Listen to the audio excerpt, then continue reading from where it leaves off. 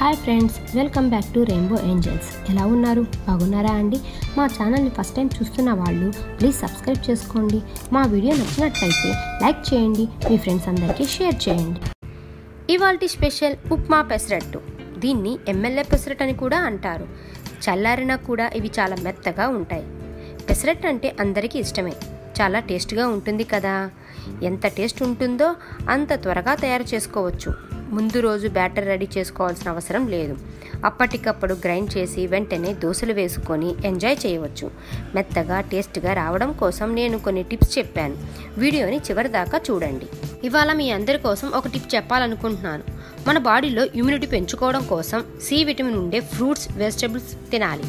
ఇవి ఎక్కువగా lemon, Amla, mango, ఆరెంజెస్లో ఉంటాయి. మన బాడీలో సి విటమిన్ ఎక్కువగా ఉంటే కరోనా మన దాకా రాదండి. పెసరట్టు ఎలా తయారు చేయాలంటే పెసల్ని బాగా నానబెట్టుకోవాలి.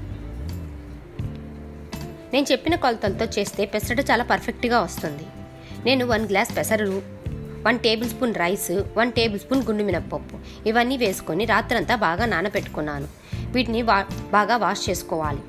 ఒక మిక్సీ జార్ తీసుకొని అందులో 1 టేబుల్ స్పూన్ జీలకర్ర, 4-5 పచ్చిమిరపకాయలు, ఒక చిన్న అల్లం ముక్క వేసుకొని ఈ పెసలు కూడా వేసుకొని కొంచెం సాల్ట్ వేసుకొని మెత్తగా గ్రైండ్ చేసుకోవాలి. ఈ విధంగా మెత్తగా పేస్ట్ చేసుకోవాలి. ఇందులో కొంచెం వాటర్ వేసుకొని దోశ బ్యాటర్ లాగా మనం ప్రిపేర్ చేసుకోవాలి. ఇది కొంచెం పక్కన పెట్టుకొని మనం ఉప్మా పెసరట్టు అనుకున్నాం కదా, ఇప్పుడు ఉప్మాని ప్రిపేర్ చేసుకుందాం. పొయ్యి మీద ప్యాన్ పెట్టుకొని ప్యాన్ హీట్ అయిన తర్వాత 1 టేబుల్ స్పూన్ ఆయిల్ వేసుకోవాలి. ఇందులో 1 టేబుల్ స్పూన్ పోపు దినుసు, నా దగ్గర అన్ని కలిపినవి ఉన్నాయి కాబట్టి 1 టేబుల్ స్పూన్ వేసాను. ఆవాలు, గుండు మినప్పప్పు, పచ్చెనగపప్పు, ఒక 1/2 టేబుల్ స్పూన్ జీలకర్ర, ఒక ఎండుమిర్చిని ఈ విధంగా చిన్న పీసెస్గా కట్ చేసుకొని వేసుకోవాలి. వీటిని బాగా ఫ్రై చేసుకుందాం. ఇందులో సన్నగా కట్ చేసుకున్న ఆనియన్స్, కర్రీ లీవ్స్ వేసుకొని బాగా ఫ్రై చేసుకోవాలి. నేను ఈ గ్లాస్తో 1 గ్లాస్ ఉప్మా రవ్వ తీసుకుంటున్నాను. అదే గ్లాస్తో 3 గ్లాస్ వాటర్ యాడ్ చేసుకోవాలి. ఇందులో టేస్ట్కి తగ్గట్టు సాల్ట్ వేసుకొని బాగా బాయిల్ చేసుకుందాం. చూడండి, వాటర్ అంతా బాగా బాయిల్ అయిపోయినాయి. ఇప్పుడు ఉప్మా రవ్వ తీసుకొని కొంచెం కొంచెం యాడ్ చేసుకుంటూ కలుపుకోవాలి. ఒకేసారి వేసుకుంటే ఉప్మా రవ్వ ఉండలుగా కడుతుంది. అందుకని కొంచెం కొంచెం వేసుకుంటూ బాగా కలుపుకోవాలి. చూడండి, ఉప్మా అంతా ఈ విధంగా దగ్గరికి రావాలి. ఈ విధంగా వచ్చిన తర్వాత మనం స్టవ్ ఆఫ్ చేసుకుందాం.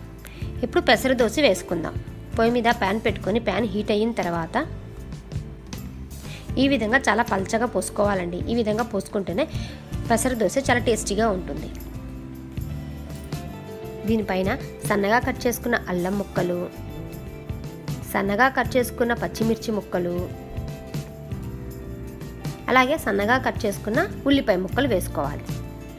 ఈ పెసరట్టుకి నూనె కాకుండా నెయ్యి అయితే చాలా టేస్టీగా ఉంటుందండి. అందుకని నెయ్యి వేసుకొని బాగా కాల్చుకుందాం. చూడండి, దోశ అంతా బాగా రెడ్గా వచ్చేసింది కదా. మిడిల్లో మనం కొంచెం ఉప్మా పెట్టుకొని ఈ విధంగా ఫోల్డ్ చేసుకోవాలి. ఇప్పుడు దీన్ని మనం సర్వింగ్ ప్లేట్లో తీసుకుందాం. మీకు ఇంకొక దోశ పోసి చూపిస్తాను. దోశని ఈ విధంగా బాగా పల్చగా పోసుకోవాలి. దోశ కుక్ అవ్వడం కోసం నెయ్యి వేసుకోవాలి. నూనె కంటే నెయ్యి చాలా టేస్టీగా ఉంటుందండి పెసరట్టుకి. ఈ విధంగా రెడ్ కలర్లో కుక్ అయినాక టర్న్ చేసుకోవాలి. ఒక 5 మినిట్స్ దాన్ని కుక్ చేసుకున్నాక మళ్ళీ టర్న్ చేసుకోవాలి. మనం చిన్నపిల్లలకి మిడిల్లో ఉప్మా పెట్టిస్తే వాళ్ళు తీసుకొని తినడం చేతరాదు కదండి. అందుకోసం వాళ్ళ కోసంగా నేను ఉప్మాని దోశ మొత్తం స్ప్రెడ్ చేస్తున్నాను.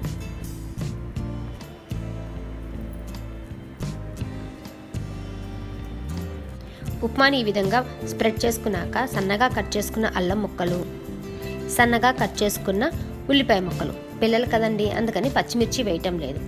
ఒక 5 మినిట్స్ దీన్ని కుక్ చేసుకున్నాక ఈ విధంగా ఫోల్డ్ చేసి పిల్లలకి ఇస్తే చాలా ఇష్టంగా పిల్లలు కూడా తింటారండి. ఉప్మా పెసరట్టు రెడీ. ఈ పెసరట్టుకి కోకోనట్ చట్నీ, అల్లం పచ్చడి చాలా పర్ఫెక్ట్ సైడ్ డిష్ అండి. ఈ చట్నీలు మన ఛానల్లో నేను ఆల్రెడీ అప్లోడ్ చేశాను. ఈ వీడియో మీకు నచ్చినట్లయితే లైక్ చేయండి, సబ్స్క్రైబ్ చేయండి, మర్చిపోకుండా నోటిఫికేషన్ బెల్ నొక్కండి. ఒక్కసారి ట్రై చేసి ఎలా ఉందో మాకు కామెంట్ చేయండి. బాయ్.